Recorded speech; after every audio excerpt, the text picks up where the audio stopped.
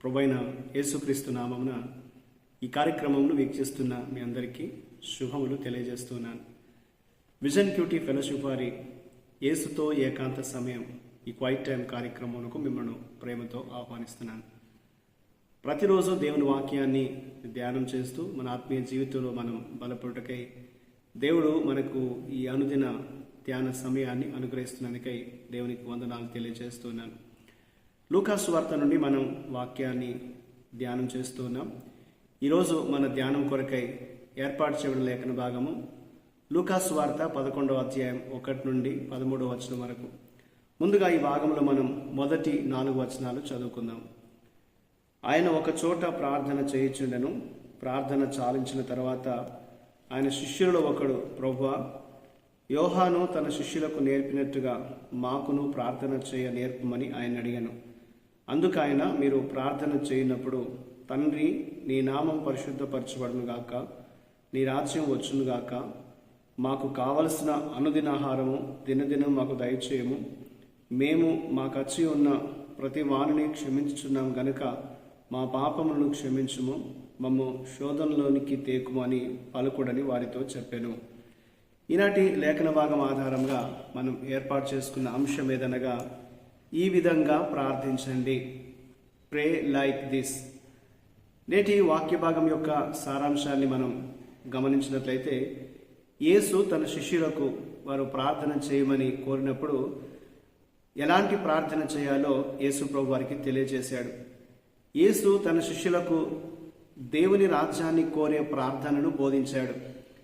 పరలోక రాజ్యమును కోరేటువంటి ప్రార్థన యేసు ప్రభు వారికి నేర్పించినట్టుగా ఈ వాక్యంలో మనం చదువుతున్నాం. ఈ ప్రార్థన మొదట తండ్రి అయిన దేవునిపై మరియు ఆయన రాజ్యంపై దృష్టి పెట్టే ప్రార్థనగా ఉండాలని ప్రభువు నేర్పించాడు. ఆ తర్వాత అది అనుదినం ఆహారం కోసం, పాపక్షమాపణ కొరకు మరియు శోధన నుండి తప్పించమని దేవుని ప్రార్థించాలని యేసు ప్రభు తెలియజేశాడు.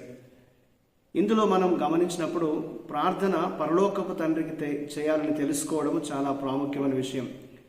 పరలోక తండ్రికి మనందరం కూడా మన యొక్క విన్నపాలు తెలియజేస్తూ ఉండాలి.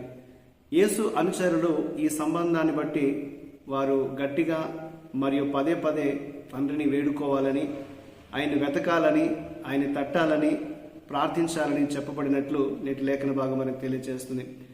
మన పరలోకపు తండ్రి మన మాట వింటాడు కాబట్టి మనకు ఏది మంచిదో ఆయన అది మనకు ఇస్తాడు.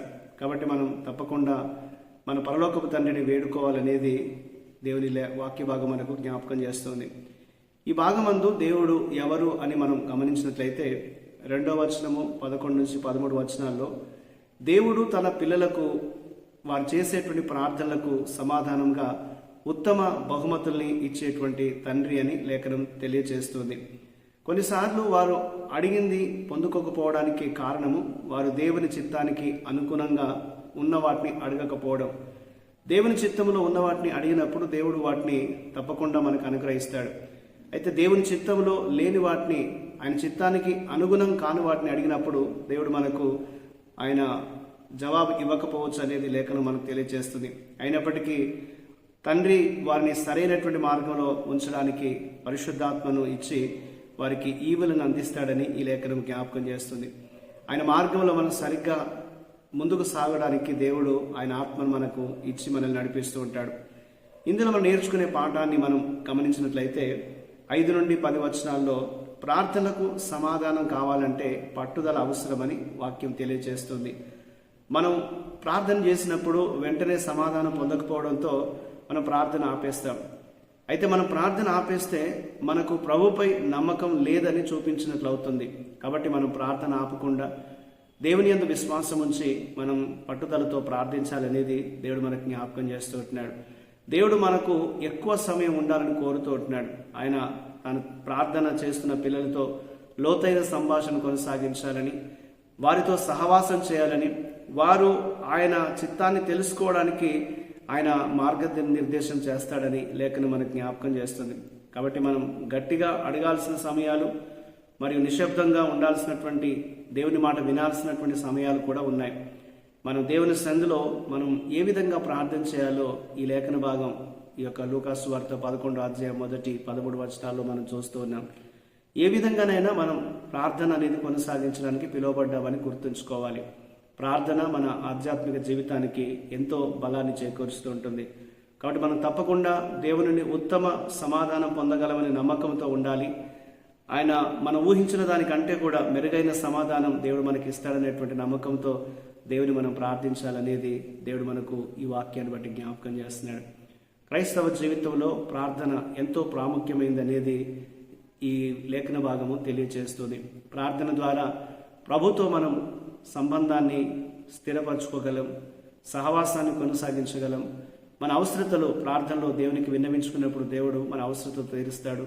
మన పరలోకపు తండ్రి మనకు కావలసిన ఈవులను ఇస్తాడనేది ఈ లేఖన భాగం మనకి జ్ఞాపకం చేస్తుంది. కాబట్టి మన అనుదిన జీవితంలో ప్రార్థనను మనం మానకుండా, నిర్లక్ష్యం చేయకుండా ప్రతిరోజు కూడా దేవునితో సహవాసం చేస్తూ, వాక్యాన్ని ధ్యానిస్తూ, ప్రార్థిస్తూ, దేవుని మాటలు మనం వింటూ మన ఆత్మీయ జీవితాన్ని కొనసాగించాలనేది దేవుడు మనకి లేఖనాన్ని ఆధారంగా మనకు జ్ఞాపకం చేస్తున్నాడు. ఆ విధంగా మనం ప్రార్థనలో బలపడుటకు, కొనసాగుటకు కావలసిన కృప దేవుడు మనకు దయచేయనట్లు ప్రభుని మనం ప్రార్థన చేద్దాం. మా ప్రియమైన పరలోకపు దేవా, మీ ప్రార్థన మాకు నేర్పిస్తున్నందుకని వందనాలు. నీ రాజ్యం రావాలని నువ్వు మాకు నేర్పించినట్లుగా మా అనుదిన జీవితంలో మేము మీ చిత్తం నెరవేర్చబడాలని ప్రార్థించుటకు, కనిపెట్టుటకు మాకు సహాయం చేయండి. మీ చిత్తాన్ని బట్టి మమ్మల్ని నడిపించమని, నీ చిత్తానుసారమైనటువంటి, నీ చిత్తానికి అనుగుణమైనటువంటి ప్రార్థన చేసే కృప మాకు దయచేయమని యేసుక్రీస్తు నామమున ప్రార్థిస్తున్నాను తండ్రి. ఆమేన్. ప్రియులారా, మీరు సమయం తీసుకొని ఈ యొక్క వాక్య ధ్యానాన్ని విన్నందుకు మీకు ప్రత్యేక వందనాలు. ప్రతిరోజు మీకు అందించబడుతున్న ఈ అనుదిన ధ్యానాలు మీకు దీవెనకరంగా ఉన్నట్లయితే మీ యొక్క అనుభవాల్ని మాతో పంచుకోవాలని కోరుతున్నాను. దేవుని కృప మనకు ఎల్లప్పుడూ తోడై ఉండి కాపాడును కాక. ఆమేన్.